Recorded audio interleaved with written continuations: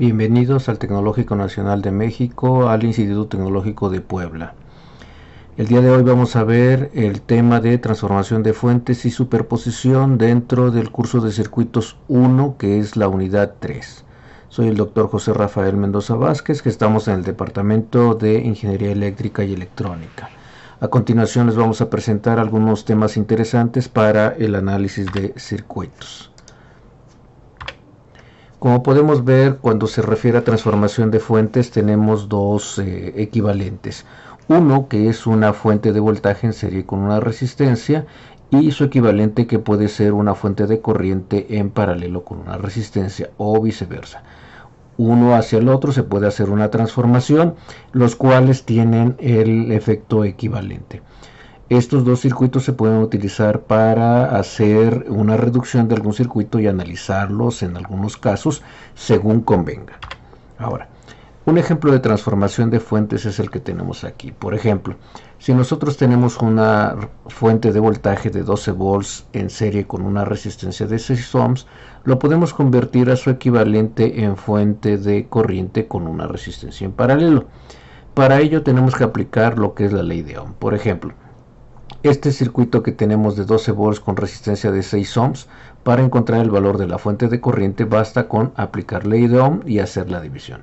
Por ejemplo, aquí se muestra que son 12 volts entre 6 ohms, nos da 2 amperes, que es el valor que debe de tener esta fuente. Para la resistencia lo único que hacemos es que de estar en una posición en serie con la fuente de voltaje la pasamos a estar en paralelo con lo que es la fuente de corriente. Y si nosotros queremos hacer la transformación a la inversa de fuente de corriente con resistencia en paralelo a fuente de voltaje con resistencia en serie, nosotros también podemos hacerlo. Aplicamos nuevamente ley de Ohm. ¿Qué es lo que quiere decir?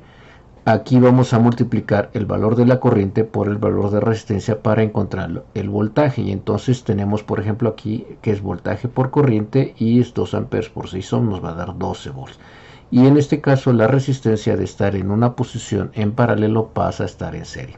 Como podemos ver, podemos hacer las transformaciones hacia los dos lados. Ahora, esto nosotros podemos corroborarlo en algún software que puede ser Simulink, puede ser Multisim o puede ser Proteus o algún otro software que nos permita validar estos resultados. Aquí, por ejemplo, tenemos otro ejemplo de la transformación de fuentes. En este caso tenemos una fuente de 12 volts con una resistencia de 2 ohms y como podemos ver al colocar los medidores nos da que es 2 amperes con 8 volts. Haciendo la transformación de la fuente, pues simplemente que la intensidad es igual a voltaje sobre resistencia, son 12 volts entre 2 ohms, pues nos va a dar 6 amperes, que es lo que estamos colocando acá. Y la resistencia, como ya comentamos, simplemente pasa de estar en serie a colocarlo en paralelo. Si nosotros hacemos la simulación, pues resulta que nos encontramos que también nos va a dar 2 amperes con 8 volts en esta resistencia de 4 ohms, que es en el caso de los dos circuitos, como un elemento de carga. Entonces, como podemos ver, se puede validar sin ningún problema. Si se quiere validar experimentalmente, lo único que tendríamos que ver es medir los valores exactos que se tiene de los componentes para poder hacer los cálculos y armar el circuito experimentalmente. Ahora, el otro tema que es interesante es el teorema de superposición.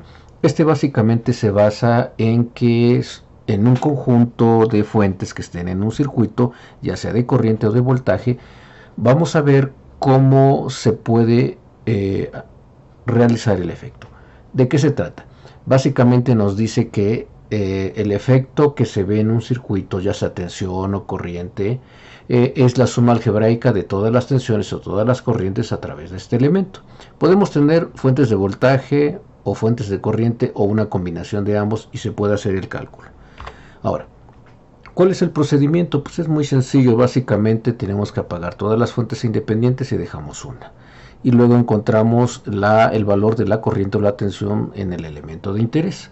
Se repite el paso con las demás fuentes, que quiere decir que ahora la que estaba prendida la apagamos y prendemos una siguiente y así hasta completar el proceso con todas ellas. Para finalizar se hace la suma de todos los valores para poder encontrar el efecto completo. Por ejemplo, en este circuito tenemos este elemento, tenemos una fuente de voltaje, una fuente de corriente y dos resistencias. Entonces nos interesa el voltaje en la resistencia RB. ¿Qué es lo que tenemos que hacer? Pues básicamente aquí tenemos el proceso. De este circuito, primero vamos a apagar esta fuente de corriente que equivale a un circuito abierto y entonces nos queda este circuito. Se hace el cálculo de lo que es el voltaje que está aquí en B1 y entonces simplemente encontramos que vale 2 volts.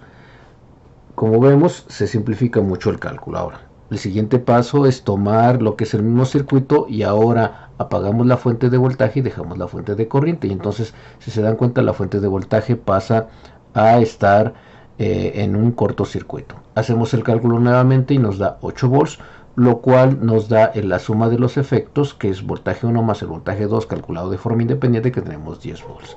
Y entonces ya tenemos lo que es el cálculo de este circuito. Gracias por la atención a este tema. Para cualquier referencia pueden consultar Análisis de Circuitos Ingeniería de Hyde. Muchas gracias.